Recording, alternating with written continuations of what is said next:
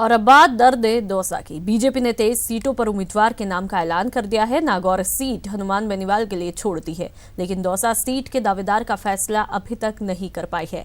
लेकिन उम्मीद है कि जल्द ही इस सीट से उम्मीदवारों का ऐलान हो जाएगा। ये रिपोर्ट देखिए। बीजेपी का दर्द दौसा, किरोड़ी का चलेगा सिक्का या हुड़ला की हैसियत भारी, दौसा में किसकी गलेगी दाल। अध्यक्ष जी लगातार प्रवास में होने के कारण हमने जो हमारा असेसमेंट था वो 2-3 लोगों के बारे में हमने दे दिया कि आप जिसके बारे में भी निर्णय करो कर लो। इसकी ये स्थिति है, अलग अलग स्थितियां हमने बता दी, उनके सामने रखी। ओम प्रकाश हुड़ला एक सीट और कई दावेदार, ऐसे में बीजेपी तय ही नहीं कर पा रही कि दौसा का उम्मीदवार किसे बनाया जाए। और तो और किरोड़ी लाल मीणा और ओम प्रकाश हुड़ला की अदावत में दौसा सीट का पेंच कुछ उलझ सा गया है। हालांकि बीजेपी का दावा है कि सब कुछ सुलझ गया, बस दौसा सीट के उम्मीदवार का ऐलान होना ही बाकी है। अपनी राय केंद्रीय पार्लियामेंट बोर्ड को बता दी है। केंद्रीय पार्लियामेंट बोर्ड ने राष्ट्रीय अध्यक्ष जी को अधिकृत किया है कि वो सीट को अनाउंस करें। वो एक आध दिन में हो जाएगी। किसी तरह का कोई डिस्प्यूट, किसी तरह का कोई मनमुटाव, किसी तरह की कोई प्रॉब्लम नहीं है। सिर्फ एक निर्णय है, वो हो जाएगा।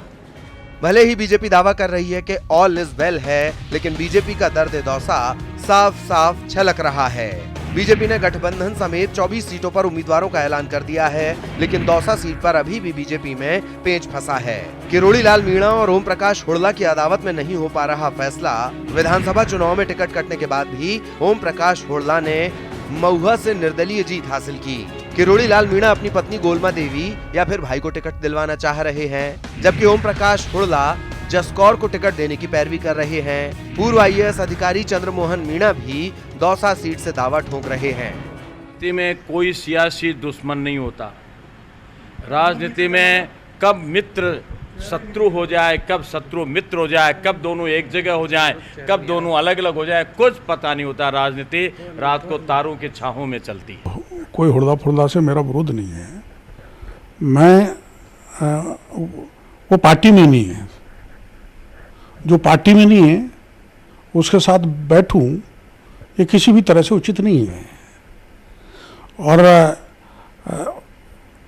उन्होंने और रमेश जी ने मिलकर मेरे ऊपर बलात्कार का मुकदमा लगा दिया था।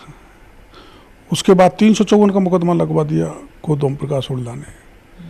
तो जो चरित्र हनन करे उसके साथ मैं कभी भी नहीं बैठ सकता। और पार्टी तय करेगी तो पार्टी का काम करेंगे। अपना अपना राग है और अपना अपना टशन। साफ है, दौसा की टिकट वाली डगर बीजेपी के लिए आसान नहीं।